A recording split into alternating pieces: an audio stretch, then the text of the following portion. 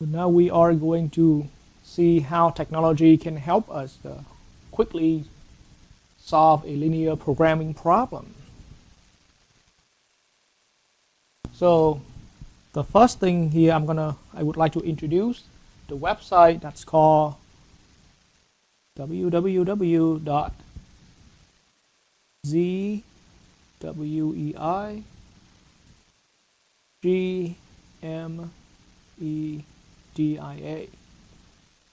So zweiGmedia.com.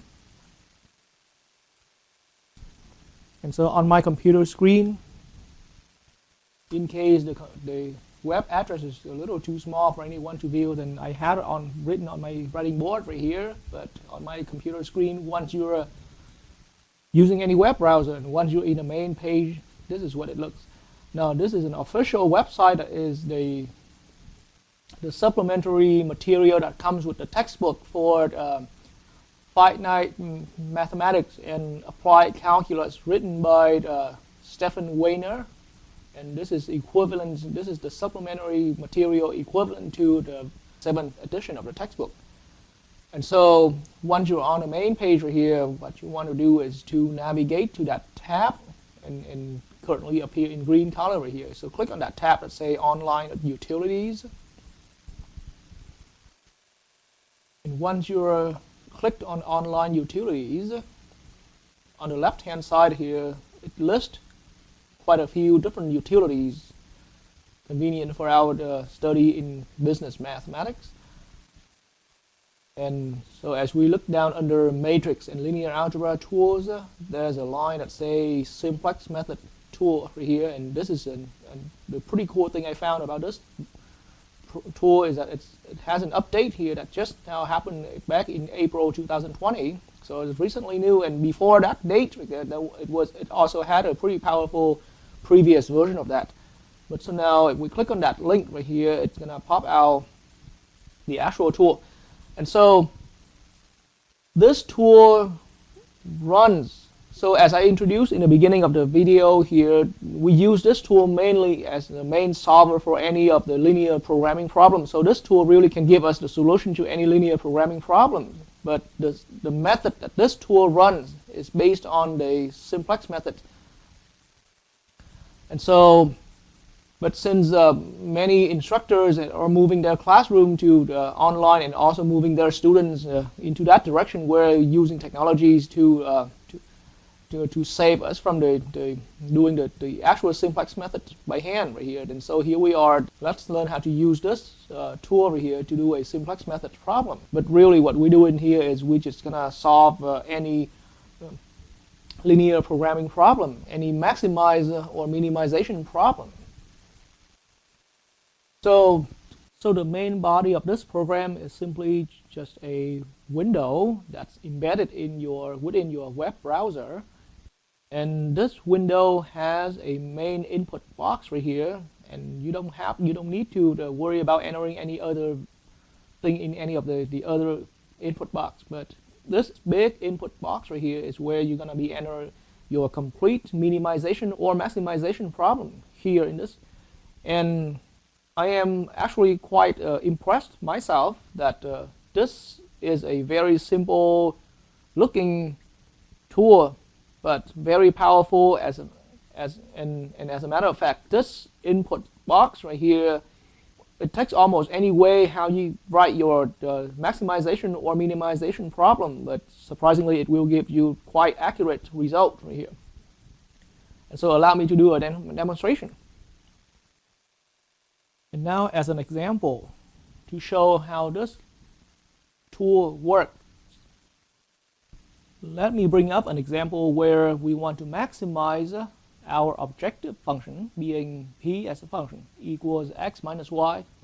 So our main variables here, there are two main variables, and they are x and y. And we're maximizing this function subject to, so in the terminologies we have already learned, these are the constraints right here. So one constraint here is saying that 5x minus 5y is less than or equal to 20. The second constraint is saying 2x minus 10y is less than or equal And so now, and of course, there's the third requirement here that's indicating x is greater than or equal to 0, and also y is greater than or equal to 0. And so surprisingly, the way we see that in handwriting version right here, we can just basically type it all into, and so go ahead and have a look at my computer screen here, but we can also type it into our input box right here, almost identically the same as how we had it as a written version. So I'm just simply going to say the problem here is a maximization problem. So I'm going to type maximize and then put a space, and now I'm going to start typing the equation. So p, and there's no need to be worried about the fancy math right here. Our function is quite linear. So p equals, so type equal x minus y. And so you can decide to have space between these, or operation sign or equal sign. That's okay. But and surprisingly, this input box, once you hit run with the program, it recognizes all forms of how you write your equation. And so here p equals x minus y, and then put a space after your equation, and you can even say subject to. And surprisingly, it's just almost like how we are doing the usual written form on papers like this. And so, but now when we are ready to type in the constraints here, I recommend it's always best that we can just separate out the constraints. So I'm going to write my constraints in the line next below. So to get there, just hit enter right from after we type 2 right here. Subject to, hit enter. Now our first constraint is 5x minus 5y less than or equals. Just simply read the less than sign right from your keypad, and then equal. So less than or equal 20. So that completes our first constraint. The next constraint is 2x minus 10y being less than or equal 40.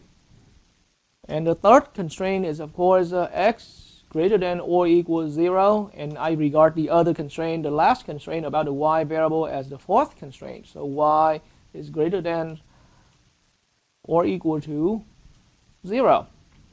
And so surprisingly, that's simply all it needs to have the program run and start giving us our solution, being the maximum value to this function p equals x minus y, subject to these constraints right here. So now once we've had all of our constraints enter, and in our objective function being entered here, and our goal to either maximize or minimize, then we're going to go ahead and hit the solve button right here. Click on the solve button that was available down here. So now I'm going to click on solve. And so the reason I say that this program runs based on the simplex methods, because if any of you have viewed some of my video on how to run the simplex method, how to carry out the simplex method by hand, then you will have an understanding of what this table is all about.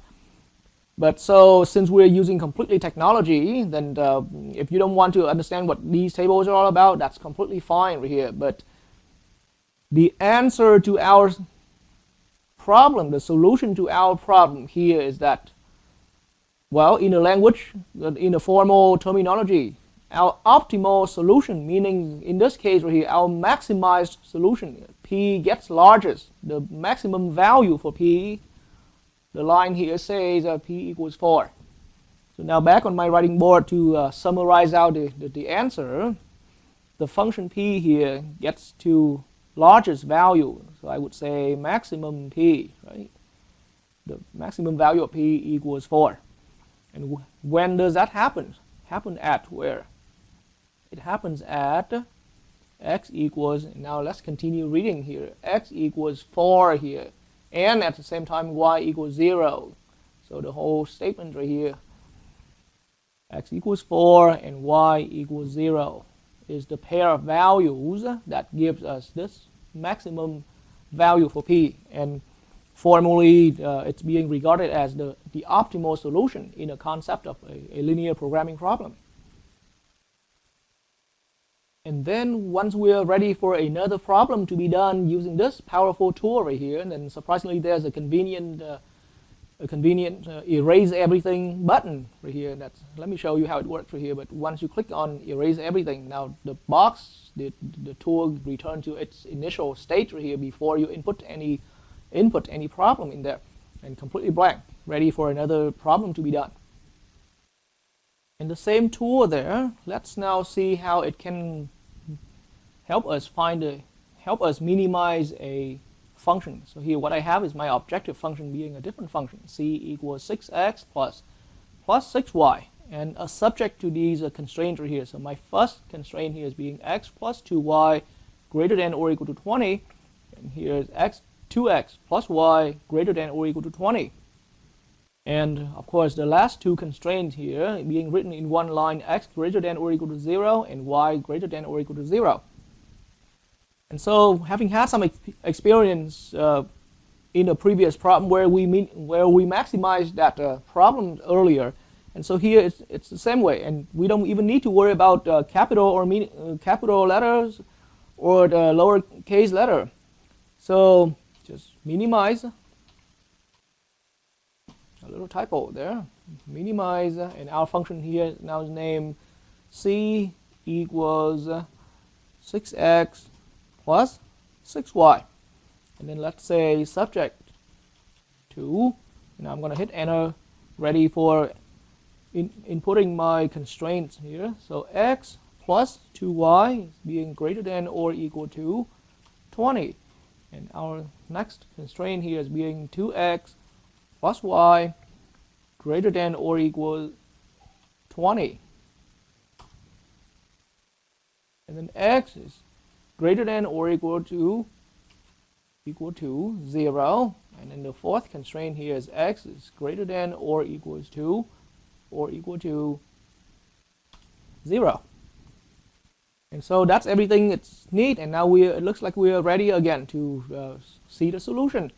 And so now simply just click on the solve button right here, and one more time, if you really want to maintain your skill in doing the simplex method by hand, then you can go ahead and look at these tables. So some problem, the methods give you more tables than some other problems, and that's probably the reason. And that's the reason why, you know, in these days most of the time we're looking for a calculator like this to conveniently get us the solution instead of going through the complete solution step by step by hand right here. But so now if we look into this solution box right here, so now clearly c equals 80 is going to be our optimal solution, but optimal solution in our context here is going to be our minimum value. So minimum value happens at, minimum value is going to be c equals 80. That's our lowest value for c. And then it happens where x equals 6.66666 repeating, and then at y equals 6.66666 repeating. Now let me even show you how convenient this tool right here, but in case you need to, some instructor and some places here and there require you to put these answers of yours in fraction. Now if you look down here, just slightly right down below your solution output box right here, then we can show our values here in fraction. So once we click on that and hit solve again,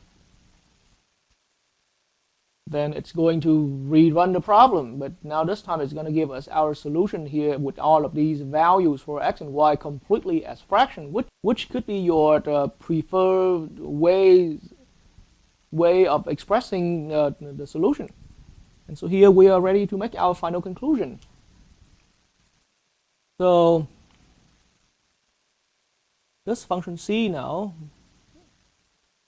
hits its minimum value. So I'm saying minimum value for c equals 80 according to the calculator. And then that happens when x variable equals 20 over 3 and y variable equals 20 over 3 as well. But that's how we did a minimization problem using this simple yet powerful little program.